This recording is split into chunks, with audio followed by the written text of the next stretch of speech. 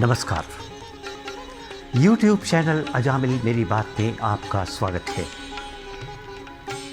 आज के एपिसोड में हम चर्चा करेंगे रंगमंच में दिए जाने वाले आलेखों को लेकर के, नाटकों को लेकर के चर्चा करेंगे कि ये नाटक चयन कैसे किए जा रहे हैं। ये बात बिल्कुल सही है कि जिस भी नाटक का आलेख या नाटक मजबूती के साथ खड़ा होता है और एक कंटेंट को लेकर के हमारे सामने आता है, कुछ संदेश लेकर के आता है समाज के लिए, वो नाटक ज़्यादा स्वीकारा जाता है, उसे दर्शक ज़्यादा पसंद करते हैं। बजाय इसके कि कुछ नाटकों को हम फैशन के तौर पर जिसका आलेख तैयार कर लें और उसे मंच पर उतार दें और जिसमें कोई संदेश न हो, केवल मनोरंजन और मनोरंजन ही हो। नाटक सिर्फ मनोरंजन का माध्यम नहीं है।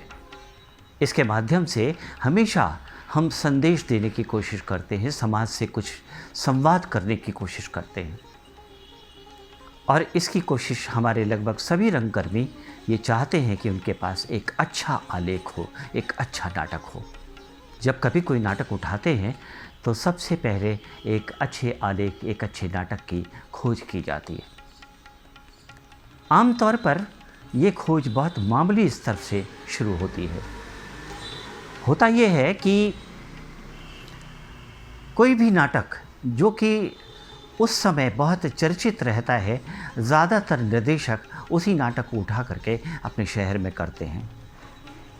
कभी कभी तो यहाँ तक देखा गया है कि वो उसके फॉर्मेट तक को, उसके स्टाइल को, उसके डिज़ाइन तक को वह हूबहू उठा लेते हैं। और बहुत से लोग, बहुत से निर्देशक अच्छे नाटक की तलाश करते हैं। ये कहना जल्दबाजी में की गई गलती होगी कि अच्छे नाटक हैं नहीं, अच्छे नाटक मिलते नहीं, इसलिए घूम फिर करके हमें वही नाटक बार बार करना पड़ता है, वही आलेख हमें दोहराना पड़ता है। ये बहुत जल्दबाजी में की गई गलती है। आमतौर पर हमारे निर्देशक, हमारे रंगकर्मी अच्छे आलेख की खोज नहीं करते, उसे पढ़ते नहीं और अगर उन्हें पता चलता है तो वो उसे ला करके देखने की, समझने की कोशिश नहीं करते। और उनकी ये भी कोशिश नहीं होती है कि वो एक ऐसे आलेख की तलाश करें जो समाज के हित में हो, प्रासंगिक हो और जिससे समाज को बदला जा सके, समाज में कोई परिवर्तन लाया जा सके। ऐसी कोशिशें बहुत कम देखी जाती हैं।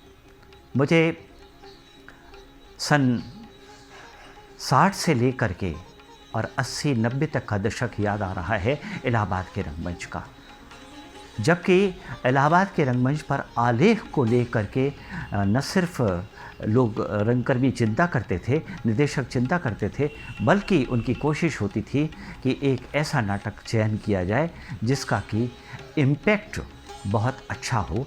और क्योंकि इस माध्यम में जब हम करते हैं नाटक किसी को तो उसमें बहुत पैसा खर्च होता है, तो ये सोचना बहुत ज़रूरी है कि ये पैसा हम किस संदेश को सामाजिकों तक ले जाने में खर्च कर रहे हैं, ये सोचना भी बहुत ज़रूरी हो जाता है।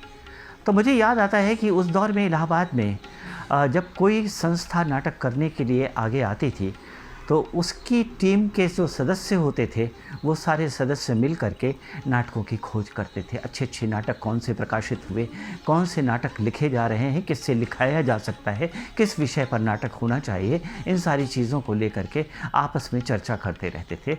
उसके बाद करीब 10 नाटकों का चयन होता था। उन 10 नाटकों में से किसी एक नाटक का चयन किया जाना होता है। उस दौर में हमने देखा कि नाटक पढ़ने के लिए 10, 12, 15 लोगों को दिया जाता था कि आप नाटक पढ़ो और हमें बताओ कि ये नाटक कैसा है, क्या इसे किया जाना चाहिए। और ये नाटक, ये आलेख बाकी लोग अच्छी तरह से पढ़ते थे। पढ़ने के बाद एक मीटिंग होती थी। उस मीटिंग में बैठ करके उस पढ़े गए नाटक पर जिन लोगों ने पढ़ा है वो उस पर चर्चा करते थे और अपने अपने तर्क से ये साबित करने की कोशिश करते थे कि ये नाटक खेला जाना चाहिए, खेला नहीं जाना चाहिए, और इस पर अगर खेला जाता है तो ये नाटक पर पैसा व्यर्थ चला जाएगा, ये सोचा जाता था। उस पर नाटक का चयन होता था। बहुत मुश्किल काम होता था ये कर पाना। इसको करके जब नाटक का चयन होता था, 10 नाटकों में से एक नाटक पर सबकी सहमति बनती थी और उसके बाद उस नाटक की रिहर्सल शुरू की जाती, विधिवत उस नाटक की रिहर्सल करके आगे उसको ले जाया जाता था। ये सब उस दौर में बहुत परिश्रम का काम था। या आपको जान के अच्छा लगेगा कि उस दौर में 2 पत्रकारों को बुला करके भी उनकी सलाह ली जाती थी। उनसे पूछा जाता था कि आप बताएं कि हम ये नाटक करने की पर विचार कर रहे हैं, ये नाटक कैसा है। उन्हें नाटक पढ़ने को दिया जाता था और वो 2 पत्रकार, जिनमें लक्ष्मीकांत वर्मा जैसे लोग होते थे, वो बताते थे कि ये नाटक किया जाना चाहिए कि नहीं किया जाना चाहिए। नाटक के चयन में, आलेख के चयन में रंग संस्थाओं को बहुत ही ज़्यादा जिम्मेदारी से पेश आना चाहिए, चाहे जो नाटक उठाकर नहीं खेलना चाहिए। ये दुर्भाग्यपूर्ण है कि हमारी संस्कृति मंत्रालय को प्रेमचंद के अलावा कोई दूसरा नाम नहीं पता है। अगर उन्हें पता होता तो एक ही नाटक की स्वीकृति बार बार न मिलती। हम तो देखते हैं कि बहुत सी संस्थाओं को एक ही नाटक करने की स्वीकृति बार बार दी जाती है, करते रहो, कफन करते रहो, कफन करते रहो। ऐसा नहीं होता। नए नाटकों की खोज होनी चाहिए। एक बात और, दूसरी बात ये कि नए नाटक रंगकर्मी को खरीद कर पढ़ने चाहिए। जब नाटक खरीदे जाएंगे, नाटक पढ़े जाएंगे खरीद करके, तो प्रकाशकों का उत्साह भी बढ़ेगा और वो नए नाटक छापने की दिशा में अग्रसर होंगे। नए नाटक छप करके हमारे सामने आएंगे।